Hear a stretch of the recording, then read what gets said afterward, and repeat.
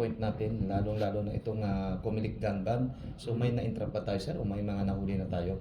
So with regards naman sa implementation ng checkpoint, kasi actually pinapacheck natin yan, no, is yung mga motor, lalo ng mga riding Yes intelligence. po. Kasi yun yung iniiwasan ng ating city director and then ng ating RD na bumalik yung yun na nga, yung mga riding in tandem. Yes po. So yun ang pinapahigpitan natin. Actually may mga na-impound tayong units, lalo na pag mga walang ma-present na proper documents.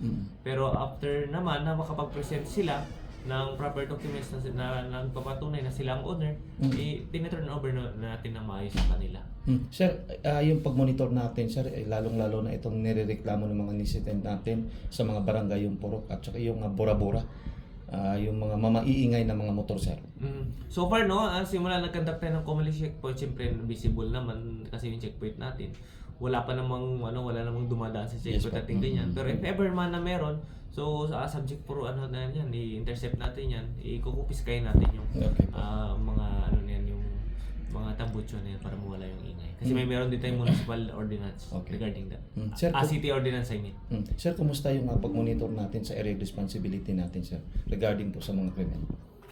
With regards to sa area responsibility natin dito sa Station 2, actually ito yung since umupo ako last week, ito yung pinakaunang incident na pa natin, under investigation pa natin, and nagkakandak pa naman tayo ng follow-up operations. And previously merong acts of lasciviousness, pero arrested naman natin na nakunan pa natin na illegal drugs. So far, generally peaceful naman yung Station 2, and I will do everything na ma-maintain or ma-improve pa yung peace and order dito sa ating EOR.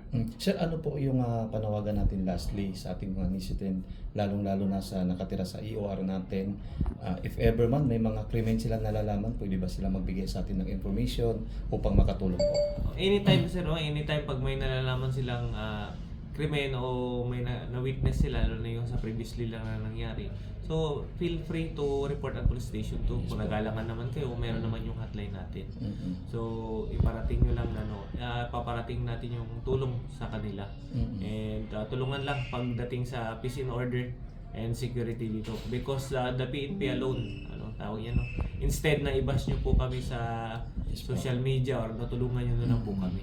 Kasi kulang talaga ang strength ng PNP natin. Pero although kulang ang strength namin, ginagawa namin lahat para ma-secure lang ating ating community. Sir, hindi ba nagkulang yung tao natin kasi itong police station to, yung sa area ng Labangal, Apupong, medyo ito kumbaga highlight sa mga krimen itong area na to, sir. Hindi ba nagkulang yung tao natin, sir? Hindi naman hindi naman siguro na nagkulang, no, pero siyempre ini-exercise natin na-improve pa yung effort natin para ma-prevent or kung hindi man ma-prevent, kung halimbawa may nangyaring ganito, i-make sure namin na pinaka-least ma-file natin ng complaint yung tao, and pinaka-the best is mahuli natin. Sige po, sir. Thank you, sir. Salamat.